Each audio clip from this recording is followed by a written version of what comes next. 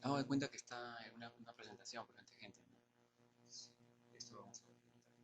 Ya listo. Bueno, muy buenas noches.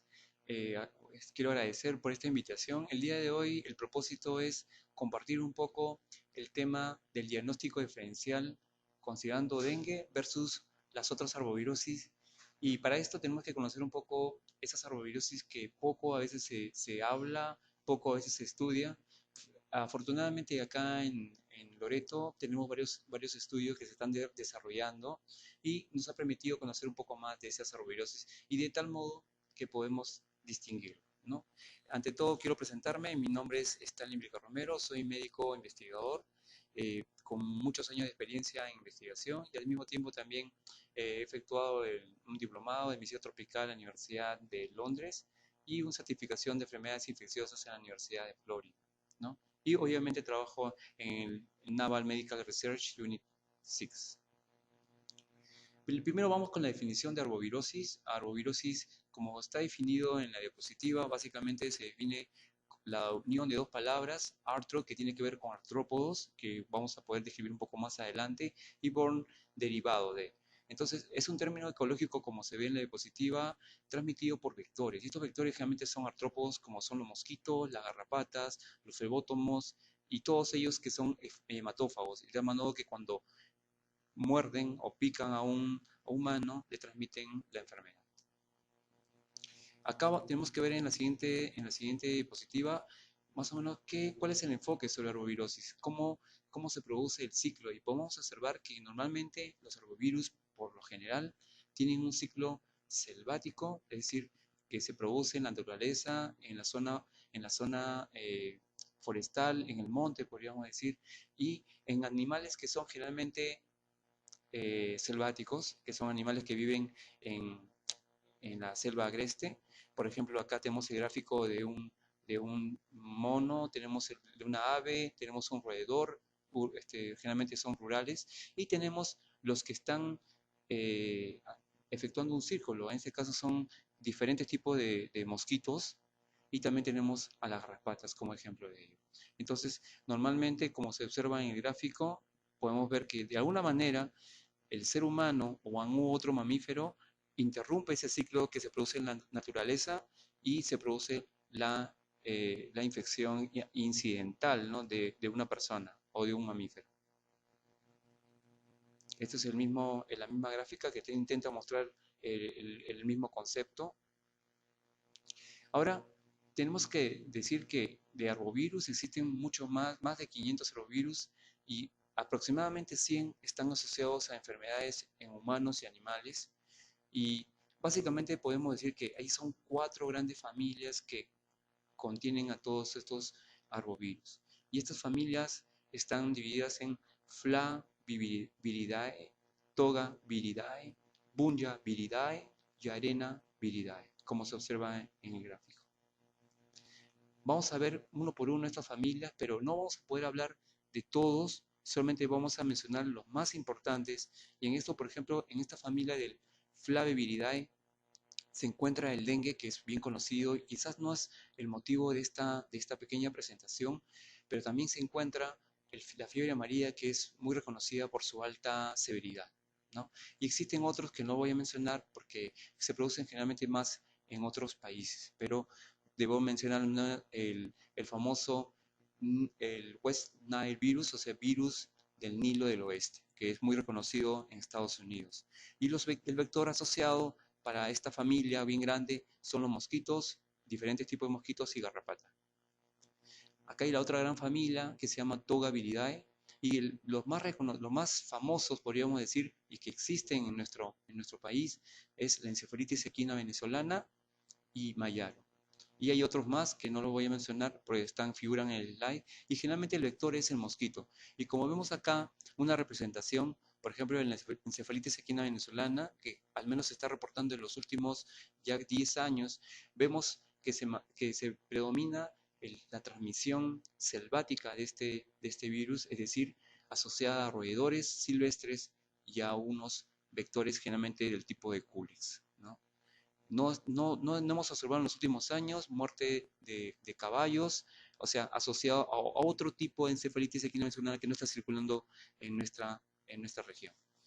En Mayaro observamos ahí el gráfico de un Hemagobus, que es el vector, y un tipo de árboles que generalmente se encuentran mucho frecuentemente en la floresta, es decir, en las zonas muy rurales. Entonces probablemente va a tener una mayor incidencia en esas áreas. La siguiente familia muy reconocida es la familia Bungiaviridae, y en el cual vamos a observar como los representativos en el género Bungiavirus al oropuche, y le he puesto una interrogante porque oropuche ya no lo estamos encontrando en los últimos años. Estamos encontrando unos virus que inicialmente se confundían como oropuche, pero se está pudiendo corroborar que tienen una constitución genética diferente y se le está poniendo diferentes nombres a los derivados de ello. Tenemos también al grupo C, que incluye Murutucu y Caraparu, que se encuentra en la región amazónica del Perú, y realmente los vectores que han sido asociados son culicoides y mosquitos. En el género de hantavirus de esta gran familia Puñoviridae tenemos el que reconocido acá en la región amazónica, el río Mamore, o como el río Mamore, y siempre obviamente, quizás esa es la única excepción en el cual decimos que tiene que haber un vector, y hantavirus no tiene esa definición, es decir, generalmente ahí no hay un vector, sino es un contacto directo con las excreciones o excretas de los roedores. Luego tenemos otros que no vamos a mencionar, pero existe con mucha más frecuencia en África y en Asia. En la última familia que le debo mencionar, el Arenaviridae, y básicamente en amarillo figuran lo que voy a mencionar que fueron encontrados en animales, no en humanos todavía, en la zona de la Amazonía, Loreto, Tacaribe y Alpaguayo. Es interesante esto de acá, tengo un slide en el cual le voy a presentar datos, porque generalmente esta familia de los arenavirus siempre fue asociada con enfermedad hemorrágica severa en otros países, y acá no los hemos encontrado. Sin embargo, debo decir que ha habido evidencia serológica, es decir, se han encontrado personas que tienen anticuerpos contra algunos de estos arenavirus diferentes a Tacaribe, al Paguayo, pero no han manifestado enfermedad severa, y eso es una gran diferencia. Bueno, esta es un poco una parte solamente para mostrarles que los arbovirus están en todo el mundo, ocasionando una serie de brotes, epidemias y endemias en diferentes lugares del mundo. Y acá está un poco el espectro clínico asociado a los arbovirus. ¿Sí? Si ustedes se dan cuenta, acá tenemos en la parte superior el síndrome febril diferenciado agudo, que es generalmente la base asociada a todos estos arbovirus, pero mientras más severa la enfermedad, va a haber síndromes asociados debido a esa severidad. Por ejemplo, tenemos un espectro acá, el síndrome febril hemorrágico, síndrome febril neurológico, síndrome febril itérico, y acá se ha considerado en una pequeña publicación el síndrome febril respiratorio asociado a hantavirus. Entonces, ustedes se dan cuenta que tenemos como base el síndrome febril diferenciado agudo, que asocia todo, y ustedes ven el gráfico, generalmente cuando hablamos de ese término, nos estamos refiriendo a personas que tienen fiebre, cefalea, mialgias, artralgias, en algunas ocasiones náusea y vómito, en diferentes porcentajes. Pero en la forma más severa podemos encontrar ya un espectro mucho más. Por ejemplo, en el caso de síndrome febril neurológico podemos encontrar una persona que tiene convulsiones, que tiene encefalitis, que tiene meningitis. En el caso de un síndrome febril hemorrágico, podemos encontrar una persona que tiene una hemorragia severa por hematemesis, o sea, hemorragia digestiva alta o hemorragia digestiva baja. Y hay un espectro amplio, pero los arbovirus asociados a ellos, podemos, en el caso del síndrome febril hemorrágico está el dengue principalmente, y en el caso del síndrome febril neurológico, la encefalitis equina venezolana. En el caso del síndrome febril ictérico, mencionamos a la fiebre amarilla, pero hay otras posibilidades diagnósticas que figuran ahí, pero no son arbovirosis, ¿no? Tal como leptospirosis y hepatitis delta. Acá vemos más o menos la importancia que va a tener el contexto de la ecología para saber qué tipo de arbovirus predomina o no. Para pensar qué tipo de arbovirus está afectando al paciente, yo debo saber más o menos dónde ellos se encuentran distribuidos. Por ejemplo, los arbovirus, cuando se encuentran, yo estoy en Iquitos, representan el 50% de causa de síndrome febril agudo e indiferenciado. Mientras que si me encuentro, por ejemplo, en Lima, representarán un 8%. Estos son datos del 2008. Probablemente ahora, con la emergencia del dengue como un problema de salud público en Lima, probablemente este porcentaje haya aumentado. Acá tenemos un dato de la ciudad de Iquitos, en el cual vemos, por ejemplo, que dengue es el arbovirus más importante, pero como segundo arbovirus se encuentra la encefalitis equina venezolana con 5%, el grupo C, que incluye a Morutucu y Caraparu, con aproximadamente un 2%, Oropuche otro 2% y Mayar un 1%. Pero vamos a ver que el otro porcentaje amplio de este síndrome febril agudo indiferenciado puede estar representado como causal por leptospirosis y riqueza, ¿no?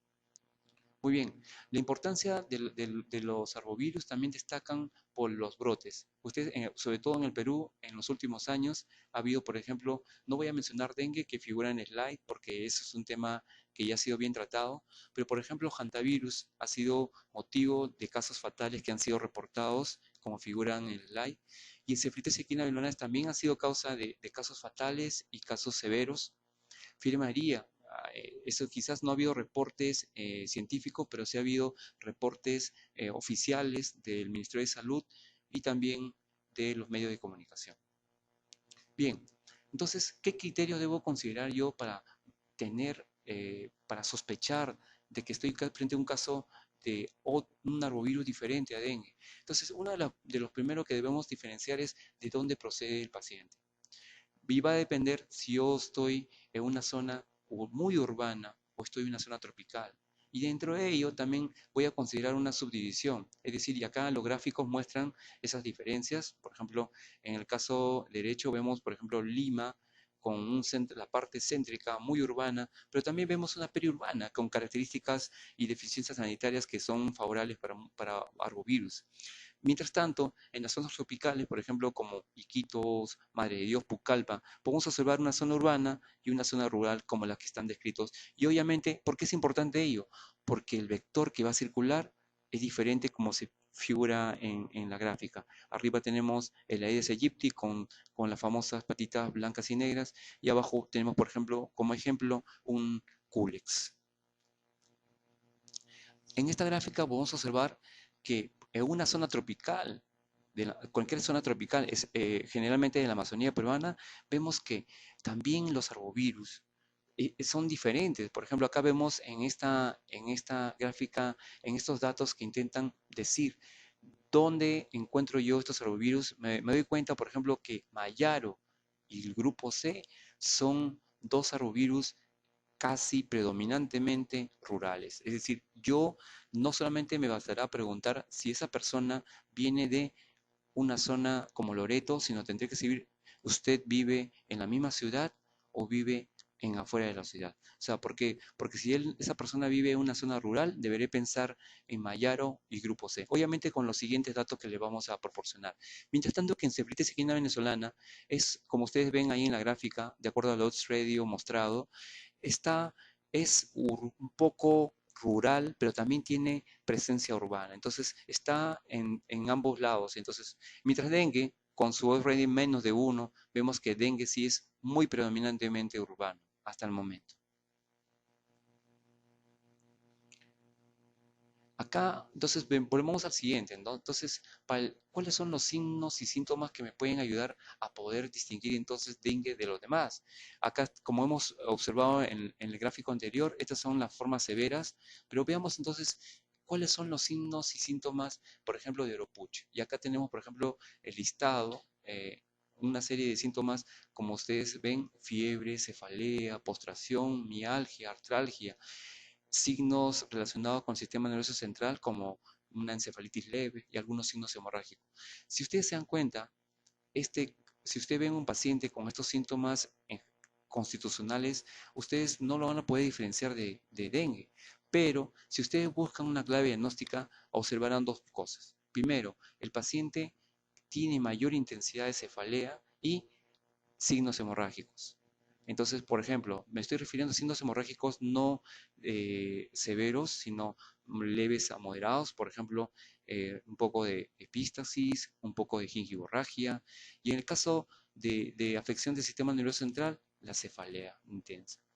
Obviamente que hay que considerar el diagnóstico diferencial como también leptospirosis y que va a ser tratado en un tema aparte, pero en todo caso si tengo un paciente, ¿no?, que tiene una procedencia más rural que urbano y tiene una cefalea muy intensa y tiene signos hemorrágicos, deberé considerar, y obviamente en el examen de laboratorio leucopenia, deberé considerarlo que podría tratarse de un caso como infección por un virus parecido al oropuche o oropuche. En el caso de Mayaro, también vemos en el listado fiebre, cefalea, mialgia, artralgia, tal como figura en la gráfica. Sin embargo, por ejemplo, en los estudios que ya estamos recolectando después de un año arduo de poder hacer un seguimiento a los pacientes, ¿qué observamos? El paciente en la etapa aguda puede presentar intensidad de los síntomas articulares, o sea, artralgia, que puede ser moderada, generalmente, a veces un poco severa, pero el problema se presenta con mayor frecuencia en los meses siguientes. Pero claro, nosotros necesitamos tener a veces un diagnóstico temprano. Entonces, básicamente, pensar en aquel paciente que tiene procedencia rural o ha tenido antecedentes de viajes, ¿no?, en las últimas 2 semanas a una zona muy rural, en ese paciente y que presenta con una artralgia marcada en la fase aguda, debería sospechar que puede tratarse de Mayaro. Y en el examen de laboratorio lo que voy a encontrar es leucopenia. Como vemos en esta gráfica, se han seguido aproximadamente unos 16 pacientes, se han seguido a lo largo de un año y observamos que más de la mitad, los síntomas se manifiestan ya en la etapa a la segunda y tercera semana. Ya vemos que los síntomas articulares se van haciendo un poco más notorios y a los 3 meses se encuentra también en más del 50%, y obviamente al año hemos encontrado que aproximadamente más del 50% tiene dificultades que han afectado su calidad de vida. ¿Por qué? Porque algunos tienen dificultades para poder coger los objetos, como los vasos, y las articulaciones que más han mostrado compromiso en el caso de Mayaro han sido muñecas, manos, tobillos, rodillas, ¿no? O sea, estamos hablando de articulaciones un poco distales. Acá en esta gráfica podemos observar, por ejemplo, cómo Mayaro está dentro de un grupo que les mencionaba, alfavirus, y los alfavirus, por lo general, en países como Europa y Asia, que son considerados como el viejo mundo, ¿no? Ahí es donde generalmente están asociados a artralgia. Pero Mayaro es el único arbovirus perteneciente a la familia de los alfavirus que no produce encefalitis como sus demás compañeros de Sudamérica, sino produce artralgia. Acá vemos a la encefalitis equina venezolana y como ustedes ven en el lado izquierdo del slide, los síntomas que predominan son los que figuran arriba en los gráficos, como son fiebre, cefalea, mialgia, artralgia, un poco de compromiso abdominal, como son náuseas, pero a veces uno puede pensar que eso es cómo diferenciarlo realmente de dengue, porque encefalitis equina venezolana ya se ha demostrado que persiste en la ciudad y también en áreas rurales. Entonces, es un poco más difícil, pero si yo encuentro un paciente en el cual veo que tiene mayor intensidad de la cefalea y hay algunos síntomas no necesariamente severos, como por ejemplo somnolencia y cefalea intensa, debo también tratar de considerarlo. En el examen de laboratorio encontraré leucopenia y linfocitosis, ¿no? Tal como muchos otros arbovirus, pero entonces debemos considerar entonces cuando hay predominio de cefalea y algunos síntomas neurológicos como somnolencia. Obviamente en la parte lateral vemos hay unos reportes de unos casos severos, ¿no? Obviamente encefalitis, que es la expresión más severa de la infección por este virus. En el caso de hantavirus, básicamente siempre ha sido una adquisición para los clínicos de acá, de la Amazonía, pero los síntomas pueden ser como un síndrome febril agudo indiferenciado, que ustedes ven acá, fiebre, cefalea, mialgias, pero debemos considerar que este paciente en la evolución, generalmente puede ser tercer, cuarto, quinto día, generalmente cuarto y quinto día, puede presentar manifestaciones respiratorias. Entre ellos puede estar tos o hemoptisis. En ese paciente deberíamos considerar hantavirus. Entonces es un paciente que empieza como un síndrome febril agudo indiferenciado y en la evolución desarrolla síntomas respiratorios y obviamente con hemorragia. Y uno de los parámetros del laboratorio más, al menos que se ha reportado con más fuerza, es la presencia de inmunoblasto, es decir, linfocitosis atípica.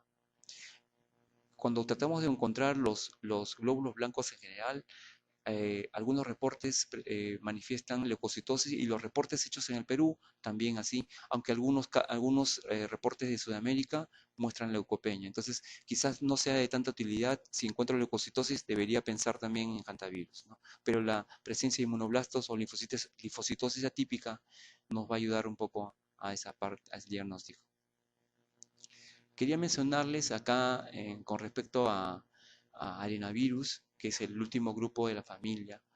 Arenavirus, desafortunadamente, no ha sido en otros lugares, por ejemplo, como Argentina, Bolivia y Brasil, ha sido asociado a enfermedad severa y fatal. Por ejemplo, Chapare es reconocida como la fiebre hemorrágica boliviana, Savia como la fiebre hemorrágica brasilera, Guanarito como la fiebre hemorrágica venezolana, y así. Y Junín, por ejemplo, con la fiebre hemorrágica argentina. En el Perú, los dos únicos reportes en el que se pudo aislar virus estuvieron asociados a estos dos animales, uno roedor que es reconocido como Oecomus bicolor, y el segundo Tacaribe, que es asociado a un murciélago, pero no se encontró, no se ha podido hablar en humanos. Sin embargo, debo mencionarles que sí se hubo evidencia serológica de algunas personas que tuvieron serología positiva para arenavirus, pero los síntomas que se registraron fueron como un síndrome febril agudo indiferenciado y solamente uno o dos casos manifestaron alguna manifestación hemorrágica leve. Entonces, esto fue publicado hace poco. Entonces, básicamente lo que les puedo decir es, primero, como conclusión, es que cuando quiero tratar de diferenciar dengue de los otros arbovirus, creo que el factor más importante va a ser la epidemiología. Al menos sabiendo que la persona viene de una área rural de las zonas endémicas o tropicales, podré pensar, por ejemplo, ¿quiénes son rurales? Mayaro. ¿Quién es otro que es grupo C? El otro que es más o menos intermediamente rural, Oropuche. Y en Ceferteza Equina Venezolana lo puedo considerar como un urbano y rural al mismo tiempo. Entonces debo tener consideraciones. Entonces como conclusiones es, cuando sospecho en Ceferteza Equina Venezolana, cefalea. Cuando sospecho de Mayaro, artralgias, mayor intensidad de artralgias y procede de zona rural. Oropuche, cefalea, manifestaciones hemorrágicas y también tiene cierta procedencia rural. En el caso de hantavirus, paciente que en la evolución desarrolla síntomas respiratorios y también los demás parámetros laboratoriales como hemoconcentración y, y sobre todo la presencia de linfocitosis atípica. En el caso del arenavirus, solamente como un caso de fiebre indiferenciada, ahí no puedo discriminarlo, ahí va a ser difícil, por lo tanto no tengo ayuda diagnóstica. En todos los casos, lo que voy a encontrar, excepto con hantavirus, es leucopenia y en su mayoría la presencia de linfocitosis. Bueno, sé que es un poco difícil porque definitivamente la mayor cantidad de casos de arbovirus confirmados se comportan como fiebre, síndrome febril agudo indiferenciado, pero algunas claves que les he mencionado podrían ayudarme a pensar en uno y otro arbovirus de acuerdo a la procedencia, ¿no? Espero que les haya sido de utilidad y obviamente hay que seguir haciendo vigilancia para saber qué virus están circulando en nuestra región. Gracias. Disculpa. No sé si me